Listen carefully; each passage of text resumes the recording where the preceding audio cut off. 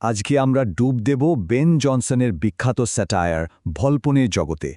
চলুন দেখি কিভাবে লোভ, ছলনা আর অহংকার সব মিলে এমন এক নিখুঁত জাল বনে, যেখানে শিকারী নিজেই একসময় শিকার হয়ে যায়। আচ্ছা, একবার ভাবুন তো, যদি কেউ শুধু মজা করার জন্য, শুধু প্রতারণার নেশায় মৃত্যুসজ্জার ভান করে, কি হতে পারে? এই যে অদ্ভুত একটা প্রশ্ন, ঠিক এটাই কিন্তু ভল্পনের নাটকের একেবারে মূলে।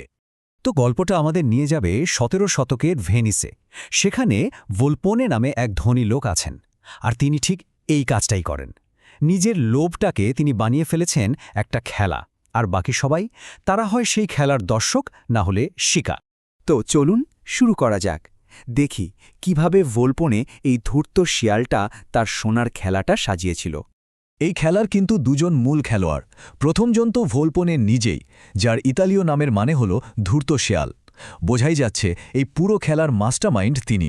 আর তার সাথে আছে তার বিশ্বস্ত, বলা ভালো ধূর্ত চাকর মস্কা, যার নামের মানে কি জানেন? মাছি।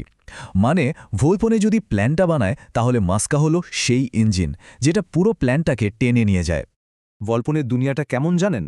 তার কাছে সবকিছুই হলো সোনা। ঈশ্বর, ধর্ম, সম্মান সবকিছুর উপরে সোনা। লোকটা দিনের শুরুই করে এই কথা বলে, দিনের শুভ সূচনা আর তারপরই আমার সোনা।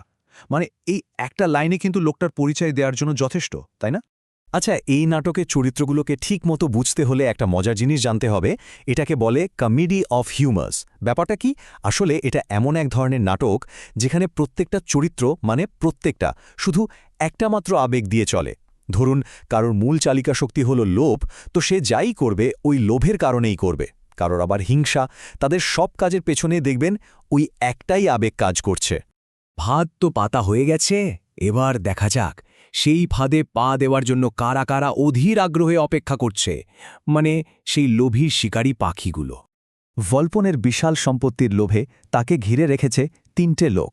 প্রথমজন হল ফল্টোরে, একজন উকিল, ঠিক যেন একটা শকুন যে ভল্পনের চারপাশে চক্কর কাটছে। তারপর আছে করব্যাচিও, একটা বুড়ো দাঁড়কাক। সে এতটাই লোভী যে নিজের ছেলেকেও সম্পত্তি থেকে বঞ্চিত করতে রাজি। আর শেষে আছে করভিনো, এক ব্যবসায়ী কাক, যার লোভের মাত্রাটা এমন যে সে টাকার জন্য নিজের স্ত্রীর সম্মানও বিকিয়ে দিতে পারে। আর এই তিনজনকে হাতের মুঠোয় নাচায় কে? মস্কা। ওর পদ্ধতিটা একদম সহজ কিন্তু সাংঘাতিক কাজের। সে কি করে? প্রত্যেককে আলাদা করে ডেকে এমনভাবে তেল দেয়, এমনভাবে বোঝায় যে আরে ভোলপনের একমাত্র উত্তরাধিকারী তো আপনি। আর যেই না তারা গলে যায়, অমনি তাদের কাছ থেকে আদায় করে নেয় দামি দামি উপহার। তারপর তারপর তাদের বোকা বানিয়ে বিদায় করে দেয়। সিম্পল। কিন্তু এই লোভের খেলাটা, জানেন, বেশি দিন আর নিছক খেলা থাকে না। খুব তাড়াতাড়ি এটা একটা অন্ধকার দিকে মোড় নেয়। গল্পে ঢুকে পড়ে কাম, মিথ্যা আর আইন। পরিস্থিতি হয়ে ওঠে অনেক বেশি জটিল আর বিপজ্জনক। নাটকের মোড়টা ঠিক তখনই ঘুরে যায় যখন ভল্পনের সোনার প্রতি যে লোভ, সেটা হঠাৎ করে বদলে গিয়ে এক ভয়ঙ্কর কামের বাসনায় পরিণত হয়। আর এই একটা বদল পুরো খেলার নিয়মই পাল্টে দেয়। হলো কি, ভল্পনে একদিন ছদ্মবেশে করভিনোর স্ত্রী নিষ্পাপ সেলিয়াকে দেখে ফেলল। আর ব্যাস, এক মুহূর্তে তার সোনার নেশা উবে গেল। তার জায়গায় চলে এলো সেলিয়ার জন্য তীব্র লালসা। সে সাথে সাথে মস্কাকে হুকুম দিল যে করে হোক সেলিয়াকে তার কাছে নিয়ে আসতে হবে। আর ওইদিকে করভিনো, তার লোভ এতটাই বেশি ছিল যে সে নিজের স্ত্রীকেই ভল্পনের হাতে তুলে দিতে রাজি হয়ে গেল। আর যখন ভল্পনে সেলিয়ারের ওপর জোর খাটানোর চেষ্টা করছে, ঠিক তখনই একেবারে নাটকীয়ভাবে সেখানে হাজির হয় গল্পের নায়ক বোনারিও। সে গর্জে ওঠে, এই মহিলাকে ছেড়ে দে, নইলে তোর মৃত্যু নিশ্চিত, প্রতারক। এই একটা মুহূর্তে নাটকের টেনশনটা একেবারে চূড়ায় পৌঁছে যায়। কিন্তু যখন কেসটা আদালতে পৌঁছায়, তখন কি হয়? তখন সত্য, জানেন, এক গাদা মিথ্যার তলায় চাপা পড়ে যায়। সব ভিলেনরা একজোট হয়ে যায়। তারা নিজেদের তো নির্দোষ প্রমাণ করেই, উল্টে নিরপরাধ সেলিয়া আর বোনারিওকেই দোষী বানিয়ে দেয়। তাহলে চলুন এবার গল্পের একেবারে শেষ পর্বে যাওয়া যাক, যেখানে আমরা দেখব কিভাবে ভল্পনের শেষ আর সবচেয়ে বড় চালটাই তার জন্য কাল হয়ে দাঁড়ায়। লোভীদের নিয়ে মজা করতে করতে ভল্পনের অহংকার এতটাই বেড়ে যায় যে সে তার এই প্রতারণাকে একদম শেষ সীমানায় নিয়ে যায়। সে কি করে? সে নিজের মৃত্যুর একটা মিথ্যে খবর ছড়িয়ে দেয়, আর উইলে লিখে দেয় তার সমস্ত সম্পত্তির একমাত্র মালিক হল তার চাকর মস্কা।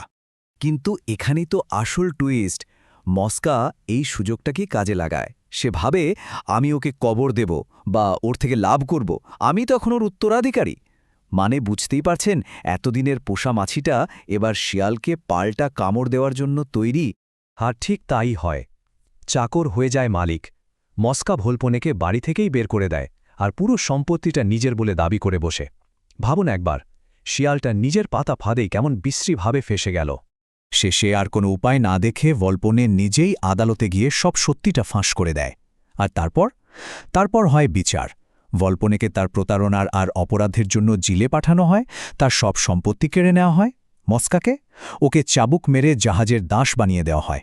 আর ওই যে লোভী পাখিগুলো ছিল, ভল্টোরে, করব্যাচিও, করভিনো, তাদের সবাইকে প্রকাশ্যে অপমান করে সর্বশান্ত করে দেওয়া হয়।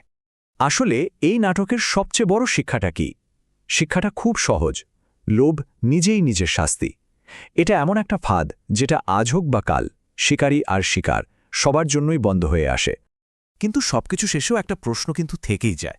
এই যে শিয়াল আর মাছের দুনিয়া, যেখানে সবাই একে অপরকে ঠকানোর তালে আছে, সেখানে শেষমেশ জেতেটাকে। এই নাটকটা প্রায় 400 বছর আগে লেখা, কিন্তু প্রশ্নটা ভাবুন একবার, আজও কতটা প্রাসঙ্গিক।